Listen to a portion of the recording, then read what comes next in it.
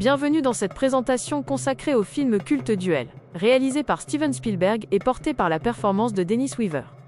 Bienvenue sur ma chaîne dédiée au 7e art. Aujourd'hui, nous plongeons dans l'univers haletant du premier grand succès de Steven Spielberg. Pourquoi Duel est-il devenu une référence cinématographique incontournable au cours des 50 dernières années? C'est ce que nous allons explorer ensemble dans cette vidéo. Sorti en 1971, ce thriller du jeune Steven Spielberg nous transporte sur les routes désertiques de Californie pour une course-poursuite terrifiante. J'ai choisi d'interpréter ce dessin pour illustrer l'angoisse et la solitude du protagoniste face à cet antagoniste mécanique implacable. Le film bénéficie d'un casting impressionnant pour un réalisateur alors au tout début de sa carrière. Steven Spielberg, déjà une légende, il a reçu son étoile sur le Hollywood Walk of Fame en 2003, marquant une carrière hors du commun. Dennis Weaver a marqué l'histoire de la télévision américaine, avec des rôles emblématiques dans Gunsmoke, Un shérif à New York, et bien sûr, ce film mythique. Le succès critique de Duel a été scellé par le Grand Prix du Festival international du film fantastique d'Avoriaz en 1973, propulsant Spielberg sur la scène internationale. Le festival d'Avoriaz fut, de 1973 à 1993, une vitrine internationale majeure pour le cinéma de genre. Qu'est-ce qui rend Duel si génial, même après tant d'années? Plusieurs éléments expliquent son statut culte. Une mise en scène cinématographique ambitieuse, malgré un format télévisuel, l'intensité de Dennis Weaver, et la simplicité redoutable de son scénario. La filmographie de Steven Spielberg s'est construite sur cette maîtrise précoce de la tension, révélée dès ses premiers longs métrages. Les plans les plus iconiques de Duel reposent sur une utilisation magistrale du point de vue subjectif, transformant ce camion en un monstre vivant. En conclusion, Duel reste une leçon de cinéma sur la gestion de l'espace, du temps et de la peur. Merci d'avoir suivi cette analyse. Penchons-nous maintenant sur Richard Matheson, le scénariste iconique derrière cette œuvre.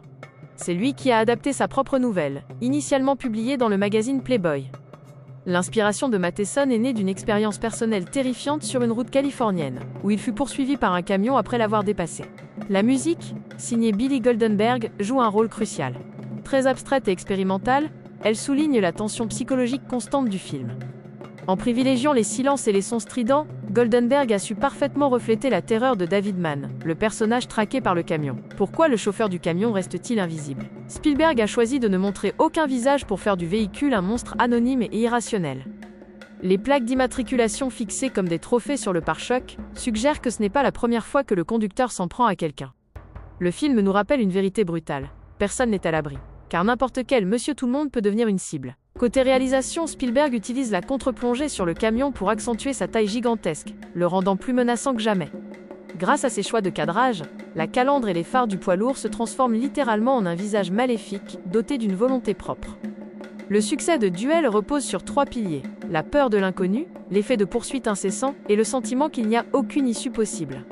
Ces mêmes ressorts narratifs ont grandement inspiré Spielberg pour la réalisation de son futur chef-d'œuvre, Les Dents de la Mer. Le film explore aussi les zones d'ombre de David Mann, notamment à travers une scène de restaurant qui souligne ses tensions internes et son comportement face à la pression. La séquence du bus scolaire ajoute encore une couche de complexité, illustrant la lutte désespérée du protagoniste pour protéger les autres, alors que le camion intensifie sa traque. On notera également des dialogues révélateurs sur la personnalité de Mann, montrant une certaine fragilité conjugale qui éclate dans ce contexte de survie. Enfin, la scène finale est devenue iconique, influençant durablement le genre du thriller routier au cinéma. Merci d'avoir regardé cette analyse vidéo.